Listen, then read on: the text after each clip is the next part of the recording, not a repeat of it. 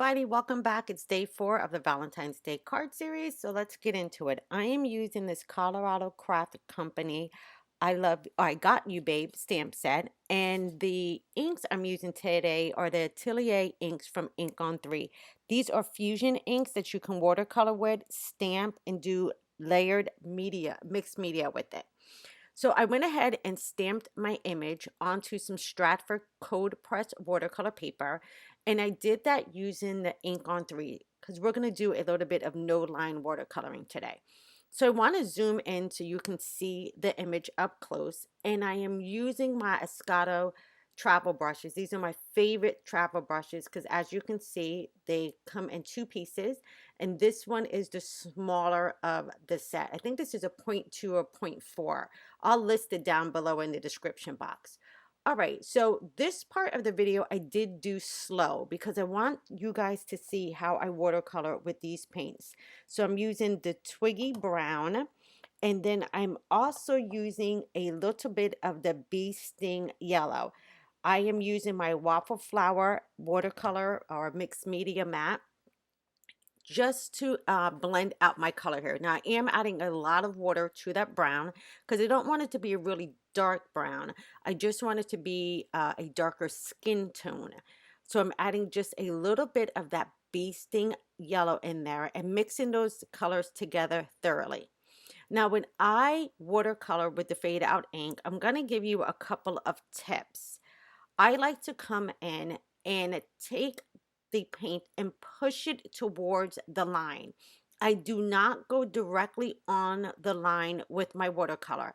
As you can see, I'm painting right next to that line and letting that water and that paint move over to the line. Now, the concept of the fade out ink is that the color will fade into the line.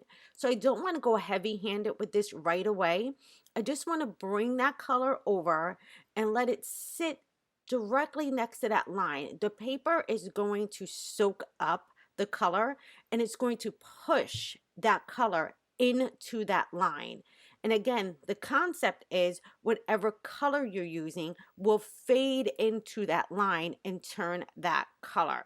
So just be mindful when you're using this type of ink. Also, I don't use a lot of water when I'm watercoloring with this ink. I like to make sure that I have a good amount on my brush, but I know I'm going to be doing this in layers. So I don't go very heavy on my first layer. I'm just doing a nice little wash of color, and then off to the side I do have a rag that I'm dabbing off any extra water that I have onto that rag so I don't bring too much water to my image very quickly. Again, I'm just going to work in layers here. So as you can see, I'm just putting down that soft first layer. And again, pushing that color towards the line, not actually laying it right on top of the line. That to me is key when I'm using this ink, is to don't flood it first with all the color. Let the color push towards the line.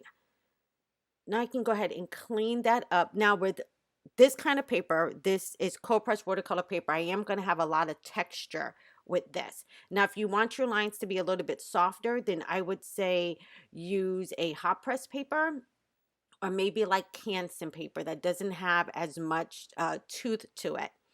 So now I went in with just that Twiggy Brown to give myself a darker shade. Now I'm coming pretty much on the line. My brush is on the line and it's picking up that color. And now you're going to see that line of her legs actually turn that darker brown. And that's what I want. So remember, when you're going in with that first layer, go in lightly. Push the color towards the line. And then when you come in with your second layer, you can go directly to the line. That just really helps me anytime I'm doing a no line watercoloring technique, is not to just go straight in, plop down my color on the line, and then I don't have a way to let it bleed back out. So if I go in and I put down my first layer first, I have a better chance of getting crisper lines, and make sure not to use a lot of water as well. So I'm just grabbing whatever color is left on my palette. Now you can go directly to the ink pad as well. So you'll see me do this. I have my ink pad and I'm dipping my brush directly into that ink pad. This is also a great way to start going in and adding those detail lines. It's just going directly to the ink pad. And again, now I'm coming directly to that line, going right on that line, and now I'm changing, fading out that color into my darker color. I hope I make sense when I'm saying this. And now I can soften that line out a little bit by just adding a little bit more water, as these inks, they are reacted again by more water. So keep that in mind as well. I really, really love these inks because they give you such a multiple way of using them. I did use these inks during my holiday card series, and I'll make sure to link that down in the description box so you can see how I colored with that on a deer image, also from Ink on 3. So again, I'm just coming in now directly on that line with my brush and bringing in that darker shading. I really want you to see that leg. All right, now since I have that done, I can go ahead and start pulling in more of that color, blending some of those areas out, leaving myself some areas that are lighter for a highlight, and then I can go ahead and move up to my arms. Now I am going to be showing you another way if you want to crisp up your lines or deepen them up, but without doing it with the watercolor. I'm going to share that a little bit later in the video. So now I can come in, finish up those hands. Now remember, anytime you're doing a smaller image like this and you're doing no line, you have to be a little bit more dainty in your watercoloring compared to if you were doing something large, like a very large open flower. You don't have to worry about being too precise because you have a lot more area which you can use to color. But anytime you're coming in with these smaller little images, again, less water is better. Use a smaller brush and come in and do it in layers. Don't rush to get through this process because, again, the area is smaller. All right, now since I have that done, I am going to speed this up. I only used a couple of ink colors from the collection from Ink on 3, and I was able to blend out and make my own color combinations. So as you can see, I'm coming in here with the red, and the red is called MARILYN red, and I really watered that top piece down a lot so I can get like a softer pink shade. So I'm just going to pick a few of the hearts to add this color to. Again, I'm pushing towards the line, and on some of them, I'm going directly to, because I do know that this line is going to be pink. So I don't necessarily have to add like multiple layers on this. Again, this image is a little bit larger than the other image. So now I'm going to come in and I'm going to make myself a teal color. You guys know I love, love, love teal and red. You saw that a lot during my holiday card series. And I'm mixing that peacock blue and that bee sting yellow. And I'm testing it on a piece of scrap paper just to make sure I have the right color. And then I'm going to come in and color those hearts. Now you'll see that I never color two heart balloons that are next to each other. This is going to keep my image from bleeding into each other. So anytime I'm watercoloring, I don't like to necessarily paint something that's right next to the extra color when the color's still wet, because that's going to make all of the colors end up bleeding together and you might end up getting a brown out of that. So I'm making sure to like hop around, color in images that are not necessarily close to each other. Again, I'm not using a lot of water here, so I'm able to go ahead and put those colors down and they're drying pretty quickly. So now I'm coming in with less water and I'm getting a deeper red. So you can see that that MARILYN red, if you add more water to it, you're going to get a lighter color. If you add less water to it, you're going to get a darker color. And again, you can go directly to the ink pad, as you see me doing here, and just pull in that color. And then that color is going to be stronger than if you had used a lot of water to pull back that medium to make that color lighter. So now since I have most of my balloons already done, I'm just adding a little bit more to some of the balloons because I do want to use up what is on my palette here. I'm sorry, I'm a little bit off camera when I'm doing the shoes, but again, I'm using some of the color that's already on my mat, and then I'm also going directly to the ink pad. Now, lastly, I'm going to come in and do that skirt, and I'm just doing a really quick wash. This is a area that has a lot of detail to it, so I'm going to add that detail a little bit later with my color pencils. So I just want to come in and do a quick wash, and I'm also going to put a little bit of red up towards the top to make it look like she has a skirt and a blouse on. I will heat set this with my heat gun, and now I'm going to clean up my mat.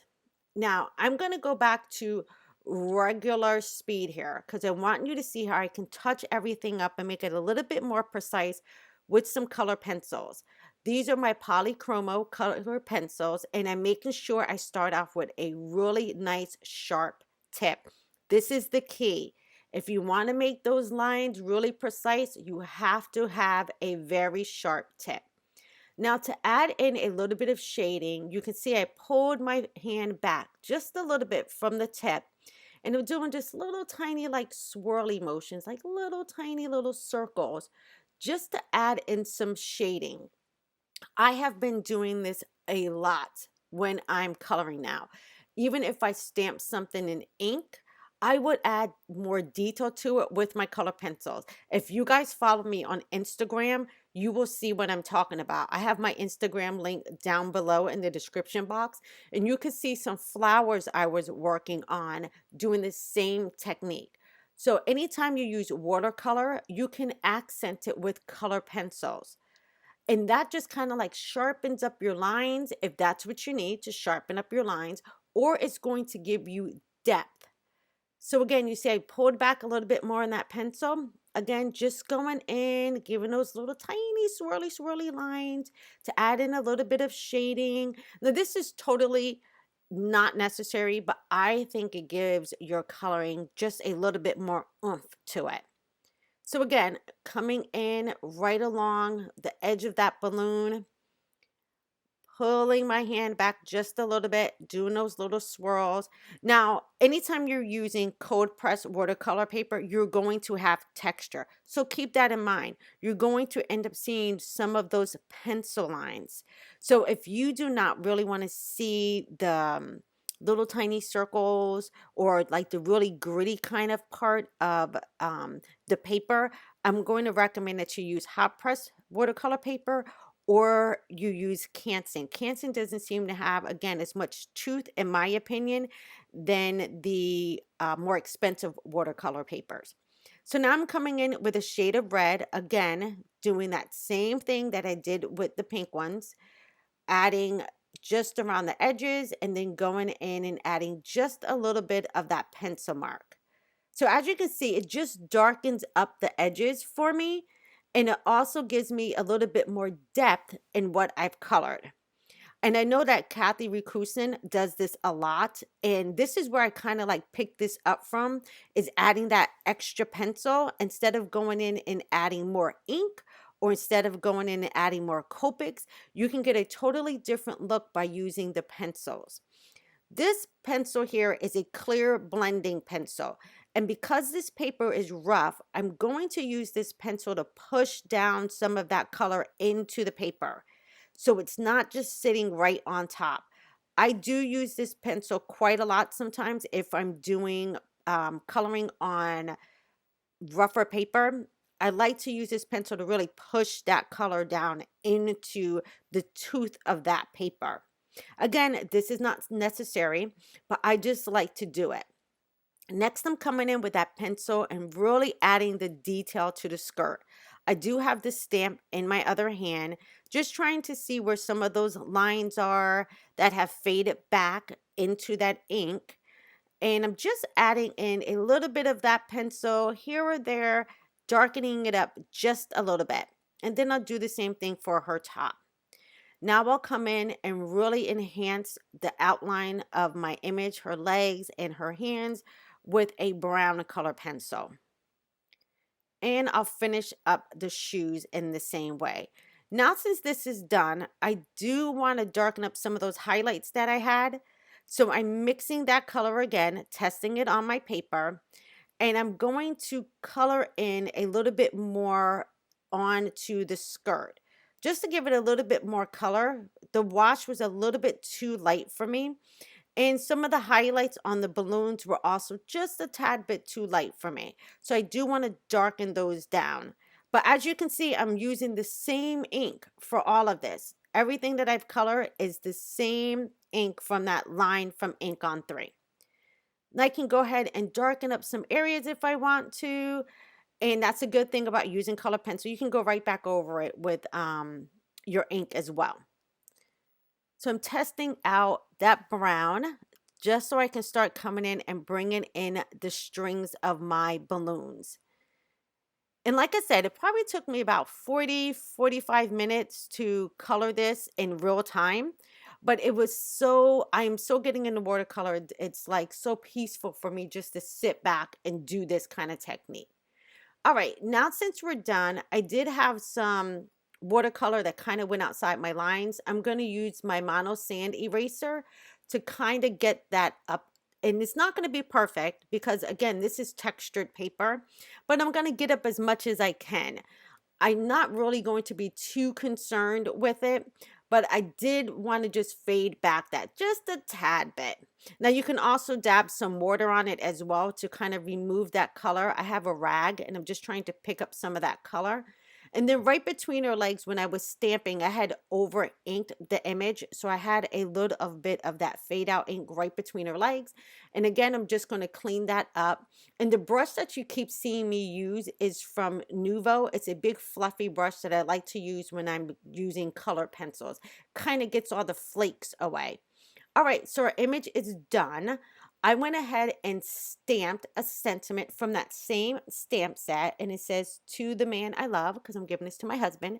And I wanted to add a little bit of teal around the image. So I cut down some colored cardstock. I believe this was Gina K. I need to look, but I'll have it in the supply list below. And that just brought in a little bit of that teal. Next, I'm using my EK Success scoring board, and I went ahead and scored that, but then I like to come in with my Teflon bone folder and really get a good crease. You guys have seen me do this a lot in my videos. Now I have that teal piece that I can have a little bit of white poking out from the side from the card base. And then I just have that tiny bit around the image. I really don't want to add a lot to this image because I want the focal point to be on that girl and the balloons and the watercoloring and the details of the color pencil. So I'm not going to add a whole bunch of other stuff to this. I just really want to keep this a nice and soft look. Now, I did use my ATG gun, but I love this Ultra Bond glue from Thermoweb. I absolutely love it, and I use it in everything now. So even though this piece did dry relatively flat, I am going to use a little bit more adhesive than I normally would, just to make sure that when I send or give this to my husband, it will be nice and flat. And also, when you're using that wet medium, even if you're using a tape gun as well, it does give you a little bit more wiggle room for you to get everything lined up. Now, I did realize that I had trimmed this piece of paper a little bit wonky, and that's the teal paper. So I'm just going to have to get a pair of scissors and trim off the top. But look how simple and how pretty that looks. Now, I did off camera, I forgot to tell you guys, I did add some brown to the bottom of her feet, and that was just to ground her to the card. I don't like my images to look like they're just floating and there's no place to land. So I did add that Twiggy brown to the bottom of her feet to ground her to that piece. All right, now I can come back in with that ATG gun. Again, I'm going to follow it right back up with that glue. Now, I hope you guys have really been enjoying the card series. I can't believe tomorrow we're already going to be at day 5.